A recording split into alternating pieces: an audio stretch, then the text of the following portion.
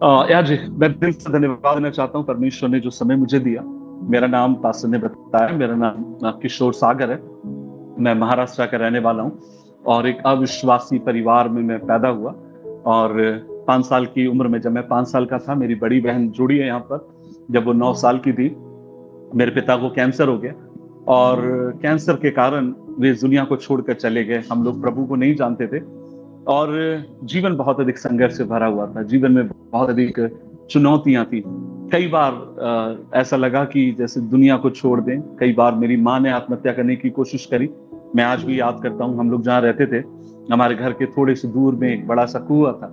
और जब हम लोग घर आते और अगर देखते कि हमारी माँ टेंशन में है, हम सब डर जाते। और हम कई बार, मुझे याद है कि कई बार रात के समय मेरी माँ छोटी छोटी बात के लिए मरना चाहती है और हम लोग उसको कुएं के पास से घसीट कर लेकर आते, घसीट के नहीं, उसको लेकर आते और हम कहते कि माँ, मरने से कुछ नहीं होगा।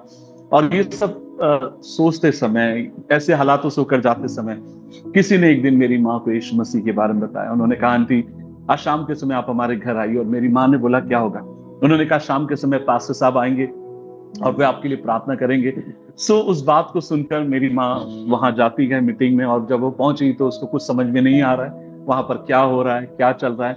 और मैं एक बात आपसे कहना चाहता हूं कि अंत में पास्टर जी ने उस दिन खड़े होकर परमेश्वर के वचन से प्रचार किया। और उनका प्रचार ये था, सब छोड़ सकते हैं, प्रभु यीशु कभी नहीं छोड़ेगा। सब त्याग सकते हैं, प्रभु यीशु कभी नहीं त्यागेगा। और उस दिन पास्टर जी का संदेश ये था, यीशु मसीह गरीब, कंगाल, अनाथ, विधवाओं का परमेश्वर है। और जैसे ही पास्टर जी के शब्द से, विधवा, उनके मुंह से शब्द निकला, वो वचन जाकर मेरी माँ के दिल में लगता गया और वो बहुत जोर जोर से रोने लगी। और वो इतनी जोर से रोती है कि वहां की मीटिंग बंद करनी पड़ी। और तब सब लोगों ने पूछा कि आंटी क्या बात है, आप इतना क्यों रो रही हो?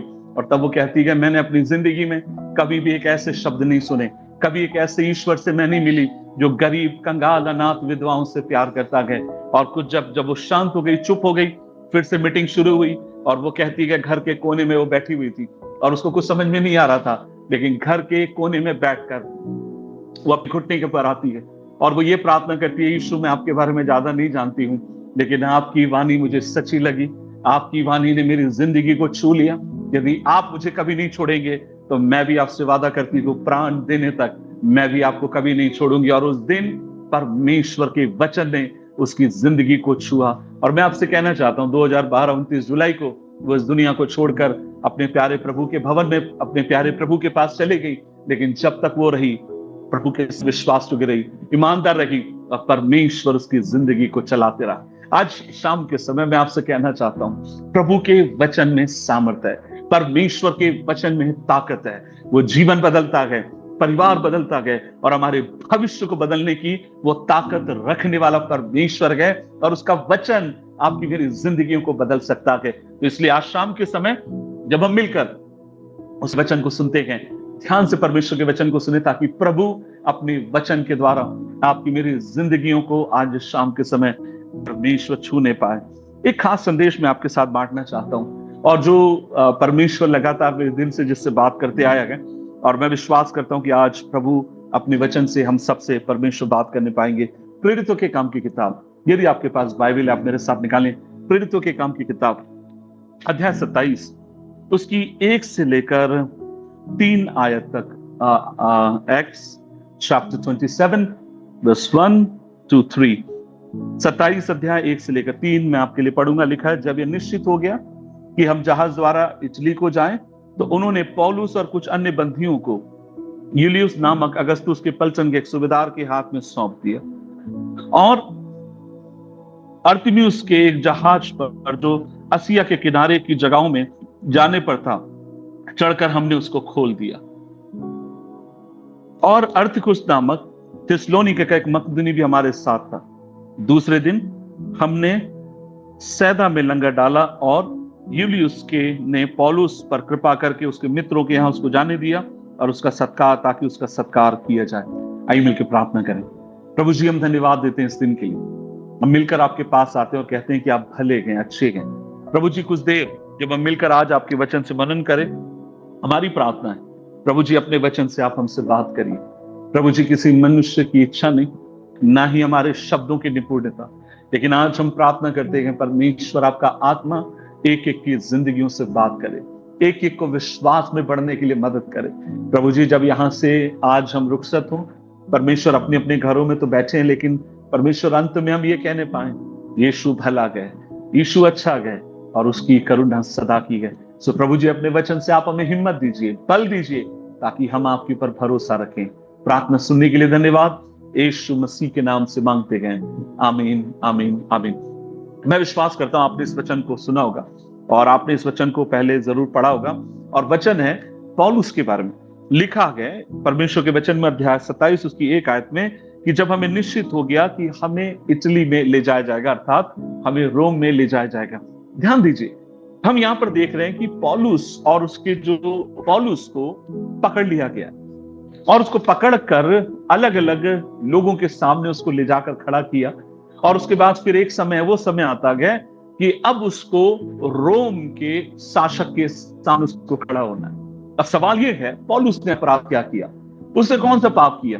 और मैं आपसे कहना चाहता हूं, उसका और कोई अपराध नहीं था, उसका एक ही अपराध था, और वो अपराध ये था, वो ये कहता था कि प्रभु यीशु मसीह ही परमेश्वर है। प्रभु यीशु मसीह को छोड़ा और कोई रास्ता नहीं। प्रभु यीशु मसीह जो हमारी जिंदगी में उद्धार देने वाला परमेश्वर है। और जब लोगों ने इस बात को सुना, लोगों ने उसको पकड़ लिया और उसके ऊपर आरोप लगाए, ये कहकर कि आप हमारे ईश्वर के खिलाफ बात करते हैं। और हम देखते हैं पौलुस को पीटा गया, मारा गया है और अलग अलग राजाओं के सामने उसको खड़ा किया गया है। अब उसको उठा ले जाकर उसको रोम ले जाया जा रहा है। एक बात मैं आपसे कहना चाहता हूं, आज से 2000 साल पहले भी जो शैतान की जो योजना थी, आज भी वो वही है। मान लीजिए, जब एक मसीहों के ऊपर जब लोग आक्रमण करते हैं अलग जगहों पर, हम देख रहे हैं कि जगह जगहों पर चीजें बढ़ते जा रही हैं। छत्तीसगढ़ में अलग अलग जगहों पर आपने सुना होगा। और मैं आपसे कहना चाहता हूं कि जब लोग हमारी जिंदगी में हमें पकड़ नहीं पाएंगे, वचन में पकड़ नहीं पाएंगे, किसी बात में हमारे अपराध को जब पकड़ नहीं पाएंगे, तो पता हम पर कौन सी बात थोपी जाती है? हमने सुना है आप हमारे ईश्वर के खिलाफ बात करते हैं, हमने सुना है आप हमारे परमेश्वर को, आपको हमने सुना है कि आप माइक से उनको गाली दे रहे हैं। और मैं आपसे कहना चाहता हूं, ये आज से 2000 साल पहले भी जब पौलुस को पकड़ा गया था, यही तो उसके पर आरोप था कि हमने सुना है आप कैसर को छोड़ और कोई यीशु मसीह करके राजा है, आप उसको परमेश्वर करके मानते हैं। यही उसका अपराध था। और हम देखते हैं उसको पकड़ लिया गया है। और मैं आपसे कहना चाहता हूं, हमें भी परमेश्वर में खड़े रहने की और मजबूती के साथ स्थिर रहने की जरूरत है। और इस बात को याद रखने की जरूरत है, पौलुस का परमेश्वर हमारा परमेश्वर है। अगर उसने पौलुस को नहीं छोड़ा गया, तो वह परमेश्वर आपको और मुझे भी कभी नहीं छोड़ेगा। वो हमारे हाथ को पकड़कर हमें आगे की तरफ ले जाने के लिए विश्वास योग्य वह परमेश्वर है। तो हम देख रहे हैं, प्रेरित पौलुस को पकड़ा गया है, अब उसको रोम की तरफ ले जाया जा रहा है। और उन दिनों में हवाई जहाज तो है नहीं, तो ये लोग पानी के जहाज से ये लोग मिलकर यात्रा कर रहे हैं। और इस पानी के जहाज में ये लोग कितने लोग हैं? अध्याय 27 उसकी 37वीं आयत में लिखा गया, हम सब मिलकर जहाज पर 276 लोग थे। तो ये सारे लोग 276 लोग हैं। और हम देख रहे हैं कि इन्हें कैदी बनाकर ये लोग रोम की तरफ इनको लेकर जा रहा है। और ये लोग एक यात्रा को शुरू करते हैं। और ध्यान दीजिए, इनकी जो यात्रा है वो इतनी आसान इनकी यात्रा नहीं थी।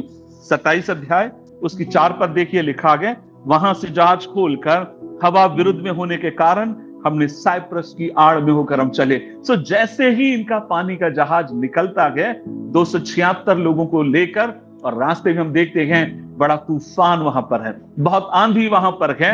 और लिखा गया, जहाज जैसे हमने जहाज खोला, हवा हमारे विरुद्ध में है। तो ये आगे जाना चाहते हैं, हवा इनको पीछे लेकर आना चाहती है। 27 के 7 में देखिए, हवा हमें आगे बढ़ने ना देती थी।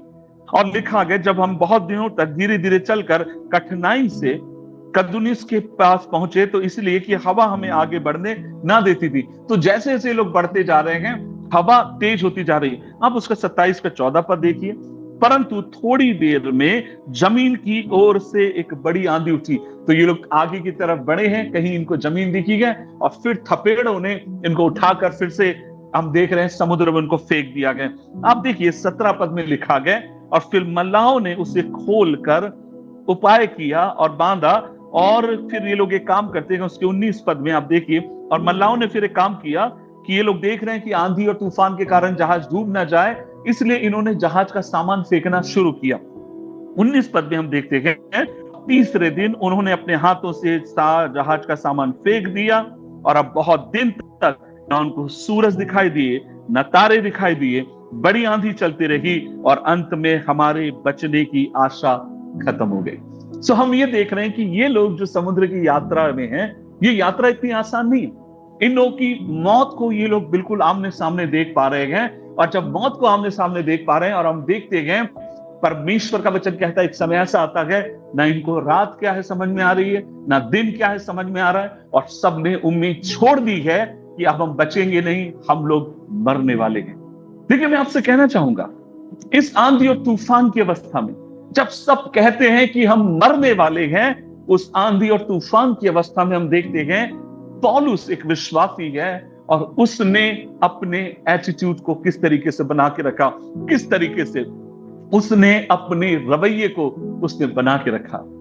परमेश्वर की सेवकाई में काफी लंबा समय मुझे हो गया।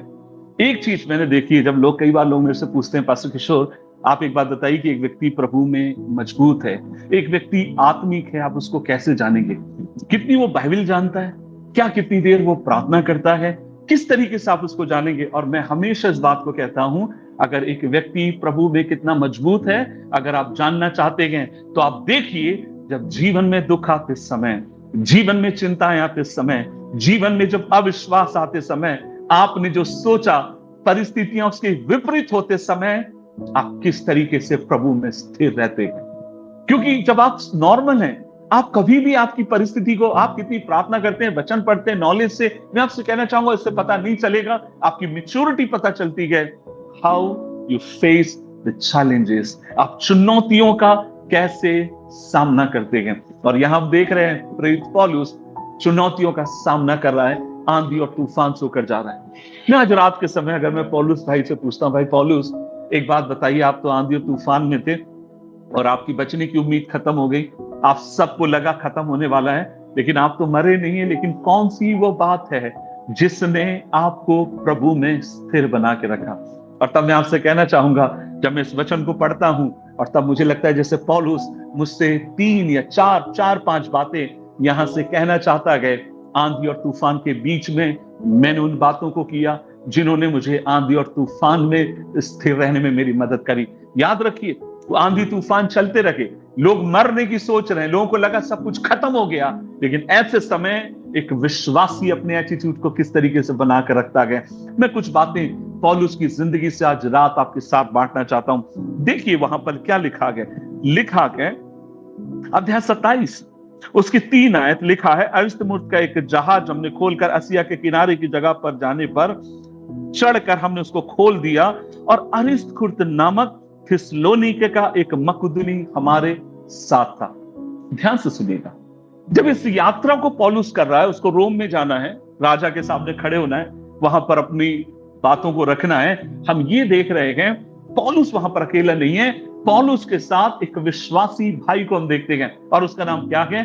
उसका नाम है अरिस्तखुर्त, उसका नाम है। लेकिन यहां पर एक और व्यक्ति है जिसका नाम यहां पर नहीं आया, लेकिन मैं आपको बताना चाहता हूं वो व्यक्ति भी वहां पर था। और कैसे हमको मालूम पड़ता है? देखिए, जब आप प्रेरितों के काम की किताब पढ़ते हैं, आप वहां पर ये देखेंगे पौलुस वहां गया, पतरस वहां गया, ये वहां गया, वो वहां गया, लेकिन कई जगहों पर आप इस बात को पाएंगे, कुछ समय के बाद लेखक पता क्या कहना शुरू करता है?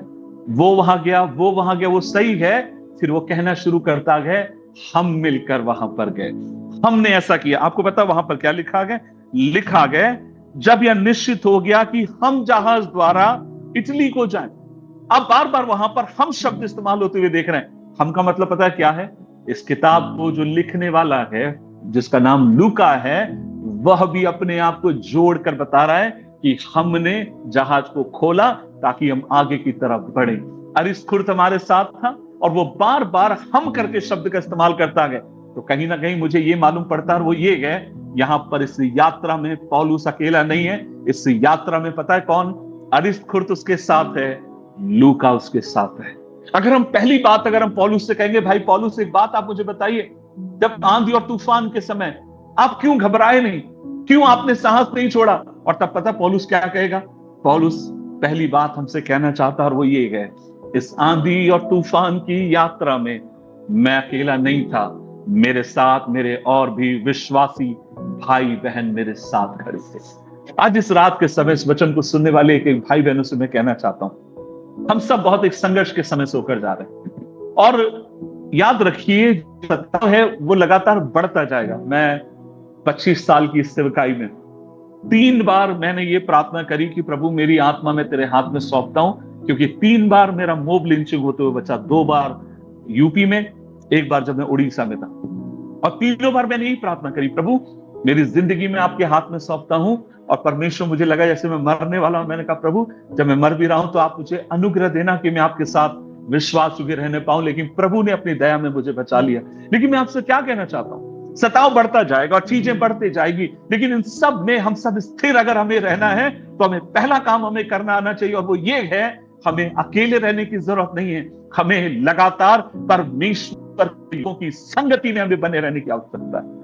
वो समय खत्म हो गया कि जब हम चीजों को लेकर, डॉक्ट्रिन्स को लेकर, बातों को लेकर हम सब एक दूसरे से मतभेद करते थे कि आप सीएनआई के हैं, आप पेंटिकॉस्टल हैं, आप फलाने हैं। मैं आपसे कहना चाहता हूं, अब वो समय आ चुका है जब हमें अपने आपसी मतभेदों को छोड़कर हमें एक साथ खड़े रहने की जरूरत है, इस बात को कहते हुए कि जो ये कहता है यीशु मसीह परमेश्वर का पुत्र है, जो ये कहता है त्रिएक परमेश्वर की मैं आराधना करता हूं, जो ये कहता है यीशु ही मार्ग, यीशु ही सत्य, यीशु ही अनंत जीवन है, वो विश्वासी भाई है, और मैं उसके साथ संगति करने के लिए मैं तैयार हूं। हमें अकेले रहने की जरूरत नहीं है।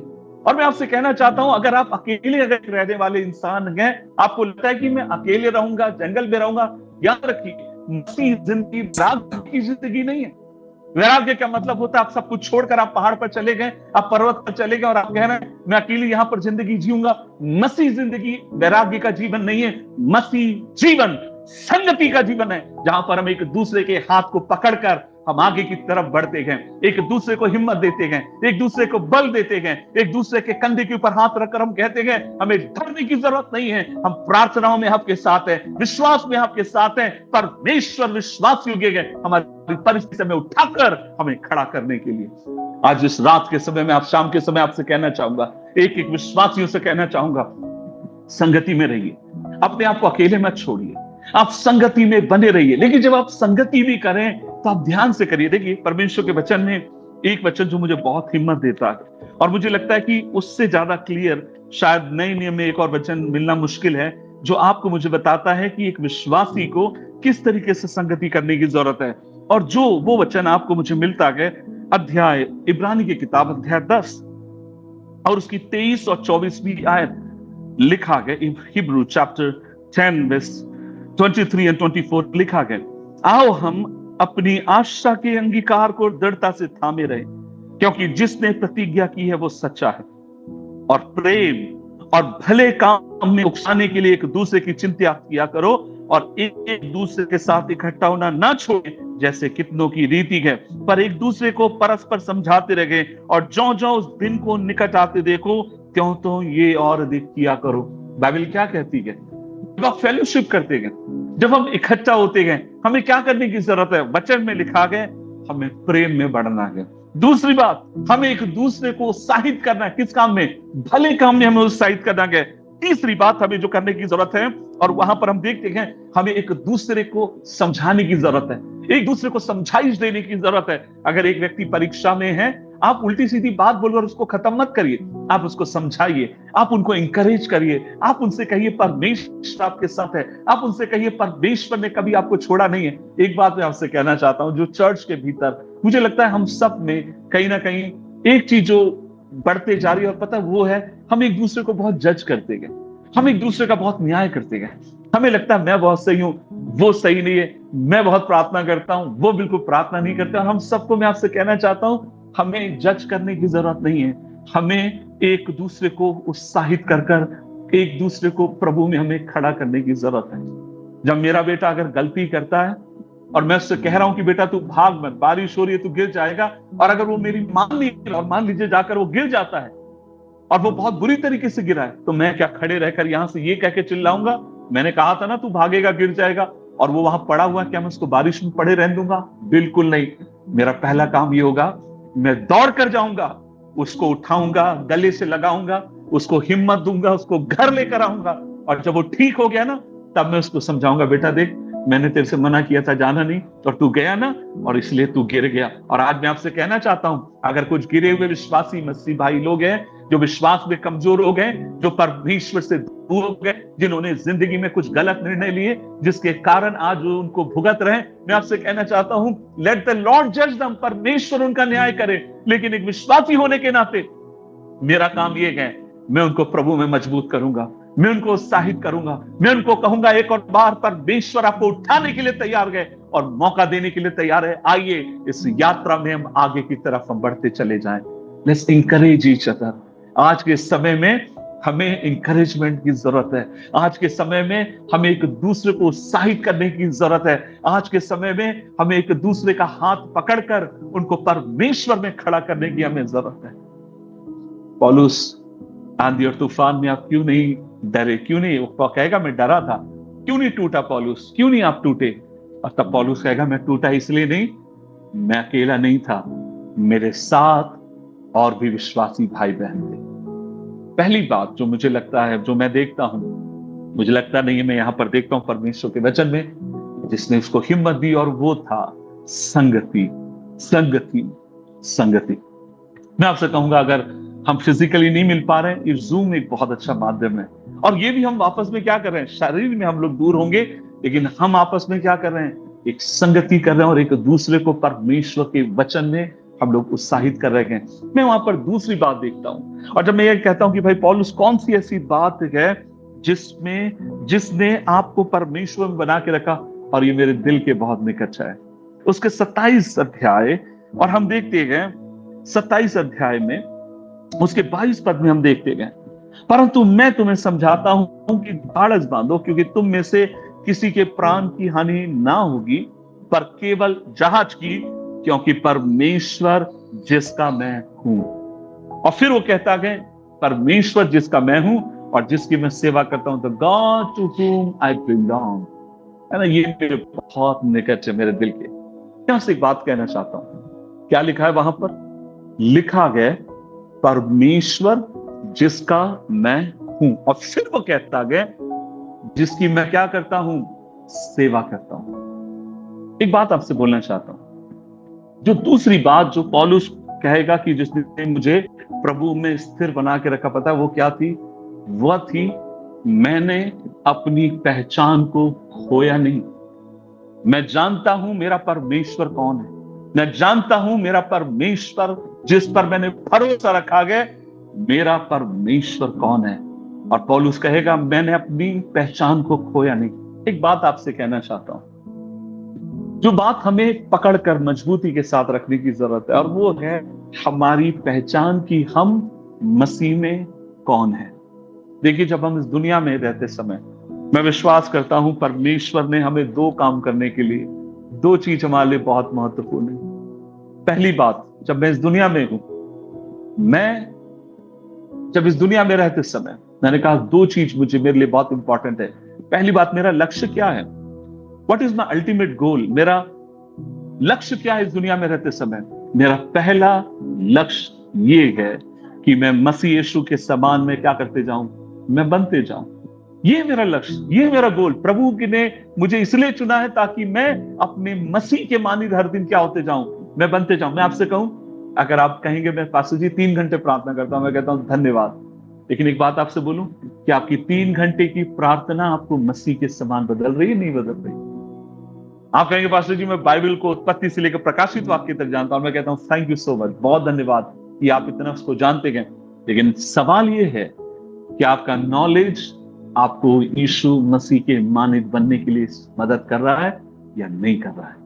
अगर आपका नॉलेज, बाइबल का ज्ञान अगर आपको प्रभु के मानित नहीं बना रहा है, तो मैं आपसे कहना चाहता हूं फिर आपके ज्ञान का कोई फायदा नहीं है, क्योंकि आपका मेरा एक मात्र अल्टीमेट गोल इस दुनिया में रहते समय वो है, मुझे दिन प्रतिदिन यीशु मसीह के मानित मुझे बनते जाना है।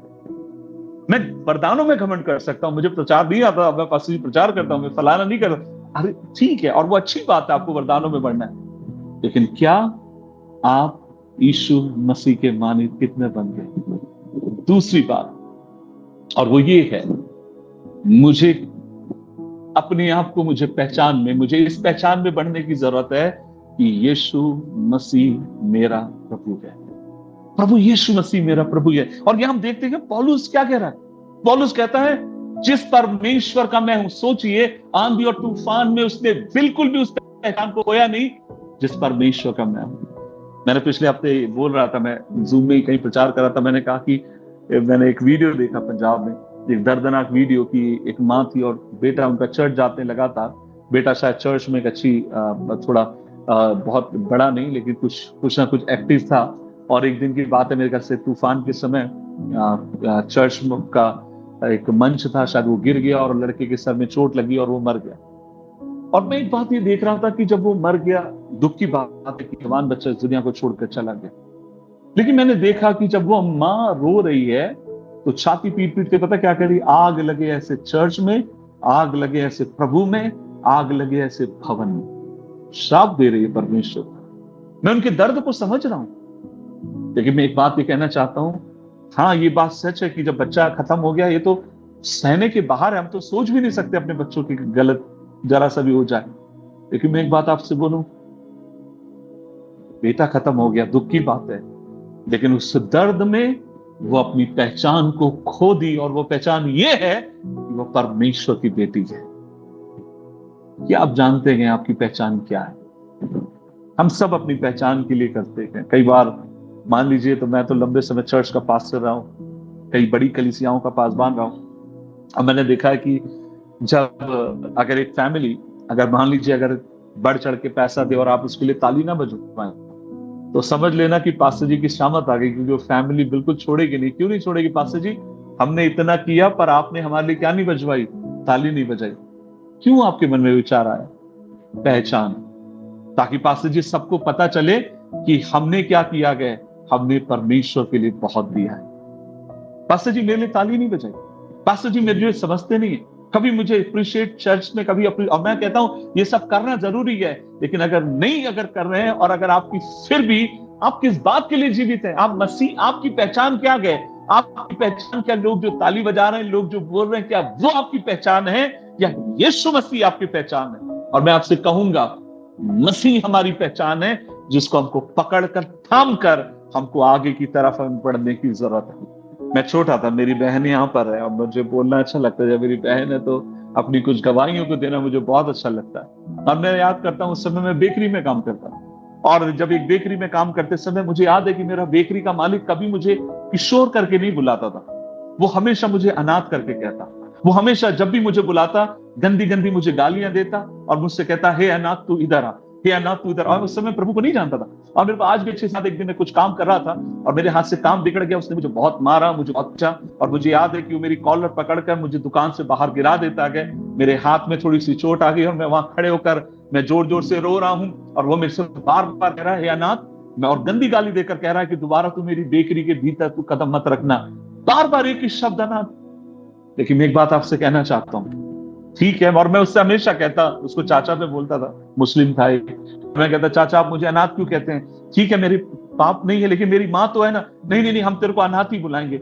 लेकिन एक बात आपसे कहूं, एक दिन जब प्रभु यीशु मसीह मेरी जिंदगी में आया, और तब मैं एक बात को समझने पाया कि अब मैं अनाथ नहीं हूं, मेरी एक नई पहचान है, और मेरी पहचान ये है, यीशु मसीह मेरा परमेश्वर गए, और जब वो मेरा पिता गए तो अब मैं अनाथ नहीं हूं। अब मुझे अनाथों के समान जीने की जरूरत नहीं है। अब कोई मुझे बोले जो कुछ बोले, अब मुझे कोई फर्क नहीं पड़ता, क्योंकि मुझे पता है किसी के शब्दों से मेरी पहचान नहीं है, मेरी पहचान मेरे परमेश्वर से मुझे मिलती है। और आज इस रात के समय इस वचन को सुनने वाले एक एक भाई बहनों से कहना चाहता हूं, आपकी पहचान जो दुनिया देती है वो नहीं। लोगों ने आपको आरोप लगाए होंगे, आप जो नहीं है लोग वो बोलना पसंद करते हैं, जो आप नहीं होते कई बार उस तरीके से लोग आपके ऊपर ताने मारना पसंद करते हैं। लेकिन जिसको ताने मारना है मारने दीजिए, क्योंकि जो लोग कहते हैं वो मेरी पहचान नहीं है। मेरी पहचान वो है जो परमेश्वर कहता है, और मेरी पहचान मेरी परमेश्वर ने ये दी है, मैं अपने परमेश्वर की संतान हूं। बस ये है मेरी पहचान, और जिसके भीतर मैं लगातार बढ़ना चाहता हूं। आज मैं आपसे कहूंगा, शायद आपके माँ नहीं है, पिता नहीं है, भाई नहीं है, बहन नहीं है, आप बहुत विकट परिस्थिति से होकर जा रहे हैं और लोग नाना प्रकार के ताने आपके ऊपर, आपकी जिंदगी के ऊपर कस रहे हैं। आपकी हिम्मत मत हारिए, आप टूटने मत दीजिए अपने आप को। इस बात पर भरोसा रखिए, आपका एक पिता है, आपका एक परमेश्वर है, और आपकी पहचान इंसान से नहीं, आपकी पहचान आपके परमेश्वर से आती है, और जो आपसे कहता है कि वो आपसे प्यार करने वाला खुदा है। क्या आप एक हालेलुया बोल सकते हैं मेरे साथ? हालेलुया। वो है हमारा पिता, वो है हमारी पहचान। और जब मैं दूसरी बात, अगर हम पौलुस से कहेंगे, भाई पौलुस, दूसरी कौन सी बात है जिसने आपको स्थिर रखा?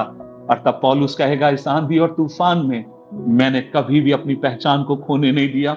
और मेरी पहचान ये है, मैं जिस परमेश्वर का हूं, मुझे पता है मेरा परमेश्वर कौन है। मैं एक बात आपसे कहूं, मसीहत में अगर हमारे लिए घमंड करने के लिए कोई चीज अगर परमेश्वर ने दी है, आपको पता कौन सी चीज दी है? एक ही चीज दी है, और वो है, हम अपने परमेश्वर के ऊपर घमंड कर सकते हैं। अपने परमेश्वर को छोड़ हमारे पास और कोई दूसरी बात है ही नहीं घमंड करने के लिए।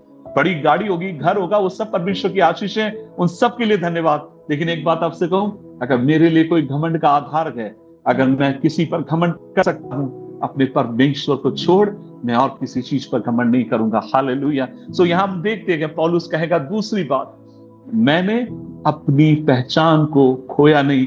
मेरी पहचान ये है कि मैं जानता हूं मेरा परमेश्वर कौन है।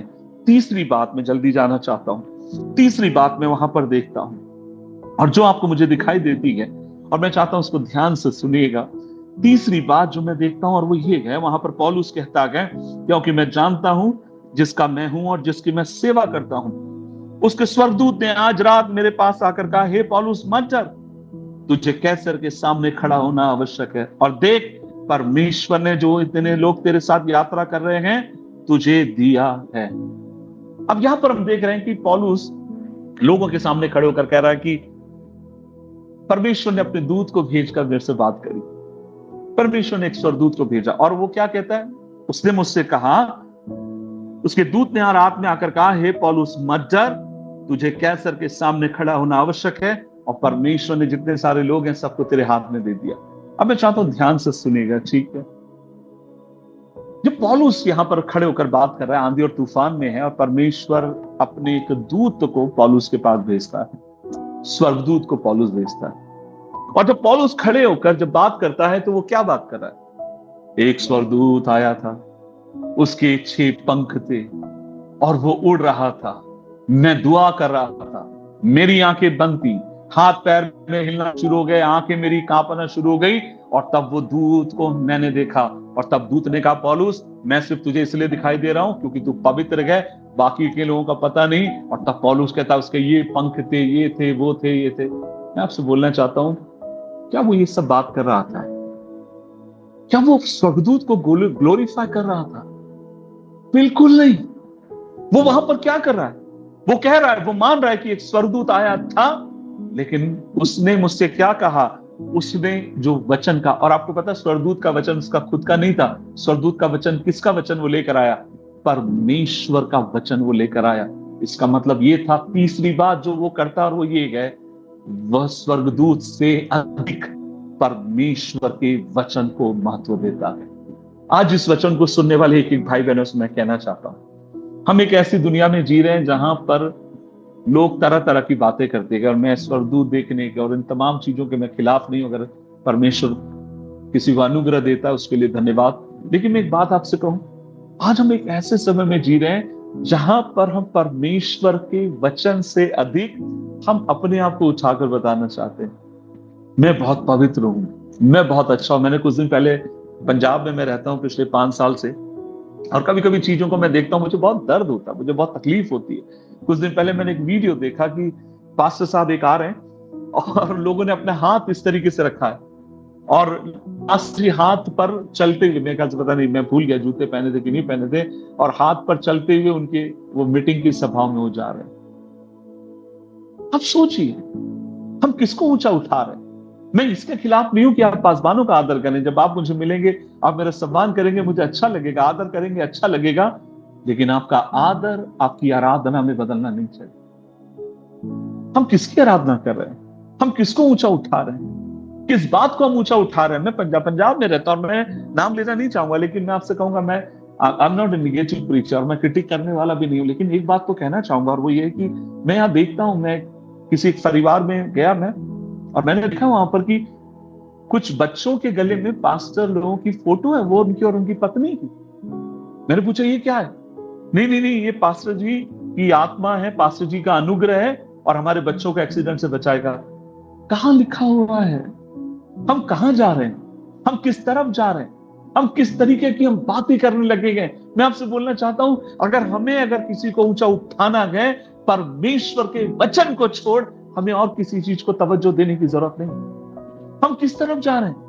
और मैं जानता हूं आज सब लोग इतने ज्यादा जरूरत में हैं, इतने ज्यादा तकलीफ में हैं कि कई बार उसका फायदा लोग उठा रहे हैं, और आपको ये रास्ता बताया जाएगा, शॉर्टकट आपको बताया जाएगा, देखिए मेरे पास आप आएंगे ना, मैं ऐसे करूंगा, मैं ऐसे करूंगा, तुरंत आपको इलाज मिलेगा, तुरंत आपको ये मिलेगा। मेरे भाई मेरी बहन, अगर तू किसी को जाने और पहचाने और तू जब ये देखे कि वह परमेश्वर से ज्यादा अपने आप को बढ़ाने की कोशिश करता है, तो सावधान, खबरदार, वहां से हट जा, क्योंकि वो परमेश्वर की इच्छा में नहीं है। क्योंकि हमारे घर में, हमारे परिवार में उसी को हमें अच्छा लगता है, उर्दू का ये शब्द, उसी को हमें तवज्जो देना है जो परमेश्वर के वचन को तवज्जो देता है। अगर परमेश्वर के वचन के खिलाफ, परमेश्वर के वचन से बढ़कर और कोई बात है, हमें अपने घरों में उनको आने की अनुमति नहीं देनी। आजकल ये बहुत चल रहा है, कोई आपके घर आएगा और आपके घर आकर पता आपसे कहेंगे, सिस्टर जी आपके घर में मैं जब आया ना, प्रार्थना कर रहा था, दुआ कर रहा था, परमेश्वर ने मुझे बताया कि आपके घर में 2 भूत हैं, 2 चुड़ैले हैं, 2 भूत हैं, और मैंने फलानी जगह देखा। और तब आप डर जाएंगे और कहेंगे, पास्टर जी आपने देखा? हाँ मैंने देखा दुआ में। और तब आप उनसे पूछेंगे, पास्टर जी बताइए ना, मैं कैसे इसको निकालूं?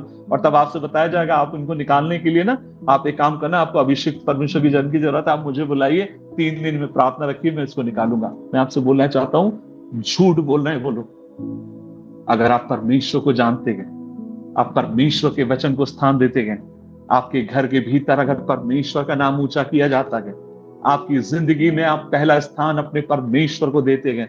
परमेश्वर का वचन कहता है, इज़राइल के ऊपर कोई भी जादू प्रबल नहीं होगा। परमेश्वर का वचन कहता है, पर शैतान का सामना करो, वो आपके सामने से भाग जाएगा। अगली बार अगर कोई आकर आपसे ये कहे ना, मैंने आपके घर में भूत देखा है, 2 भूत देखे, तो आप उनको बोलना, पास्टर जी मैंने देखा है, आप जो कह रहे हैं वो सही है, मेरे घर में 2 भूत हैं। और तब पास्टर जी पूछेंगे, आपको पता है? तो बोलना, हाँ मुझे पता है पास्टर जी, क्योंकि आपके साथ ही आए थे, और जब आप आ जाएंगे ना, आपके साथ ही चले जाएंगे। हमें टेंशन लेने की जरूरत नहीं, क्योंकि आप लेकर आए थे, आपके साथ आए, आप ही के साथ क्या हो जाएंगे? चले जाएंगे। आप हमें मत बताइए हमें क्या करने की जरूरत है। जब एक परमेश्वर का दास किसी के घर जाता है, डर नहीं, उस घर के भीतर हिम्मत आ जाए, विश्वास आ जाए, परमेश्वर के प्रति भक्ति आ जाए, परमेश्वर के ऊपर और अधिक भरोसा रखने की ताकत, सामर्थ आ जाए, परमेश्वर हमारी सहायता करे ताकि उस पर और ज्यादा हम भरोसा रखें। आज इस शाम के समय में आपसे कहना चाहता हूं, परमेश्वर के वचन को स्थान दीजिए। एक और चीज आपसे बोलना चाहूंगा, मुझे अगर सचमुच अगर प्रभु के वचन के लिए किसी ने प्रेरित किया, मेरी बहन यहां पर है और उसने मुझे सबसे ज्यादा प्रेरित किया। मैं आपसे कहना चाहता हूं, मेरी माँ ने मुझे प्रार्थना करना सिखाया, परमेश्वर में बढ़ना सिखाया, लेकिन किसी ने मुझे वचन पर भरोसा रखना सिखाया। मेरी बहन यहाँ पर बैठी है, साधना स्टैंड में, उसने मुझे प्रभु के वचन पर भरोसा रखना सिखाया। उसने मुझे समझाया किस तरीके से परमेश्वर के वचन को आपने। पिछले बार जब भी मैं कहीं जाता हूँ महाराष्ट्र में, मैं नागपुर बहुत कम रुकता हूँ, जब से मेरी माँ प्रभु में चले गई, तो नागपुर मुझे काटने दौड़ता अच्छा नहीं लगता, तो मैं अपनी बहन के घर जाता हूँ जो महाराष्ट्र आंध्र बॉर्डर पे रहती है।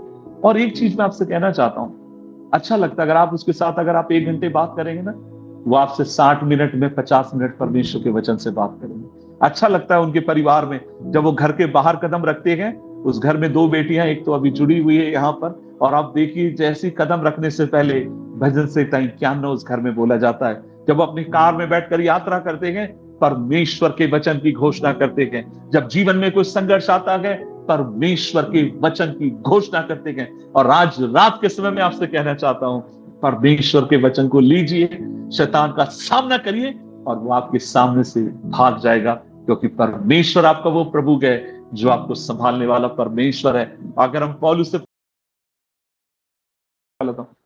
सेवकाई के लिए, मेरी बहन मेरे बहुत प्यार करती है, वो मेरे से मिलने के लिए आई, और जब मिलने के लिए आई तो मेरे को याद है कि मैंने उन दोनों को स्वीकार किया। वे लोग सामने बैठे थे, मैं अंदर की तरफ गया, मैंने कहा माँ को मालूम था वो लोग आए, माँ चाय बना रही थी, मैं पानी लेकर आया, और जैसी पानी लेकर आता हूँ फिर मैं चाय लेकर आता हूँ, आप विश्वास नहीं करेंगे, मैं देखता हूँ मेरे जीजा जी ने अपने बैग में से वो रुपए निकाल के रखे जो हमने उनको दिए थे रिसेप्शन में।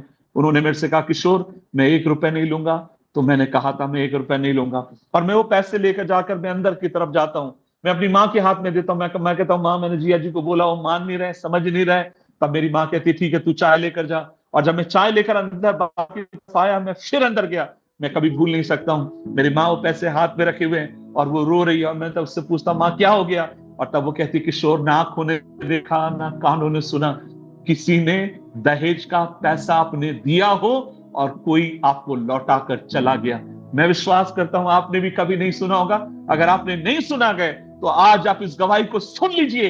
एक परिवार में ऐसा हुआ था, एक घर में ऐसा हुआ था, एक जगह ऐसा हुआ था जहां पर लोग आंधी और तूफान से होकर जा रहे थे, लेकिन परमेश्वर ने अपनी दया, अपने अनुग्रह में हमारे हाथ को नहीं छोड़ा। आंधी और तूफान में जो चीज हमें बनाकर रखेगी वो है परमेश्वर के प्रति हमारा विश्वास।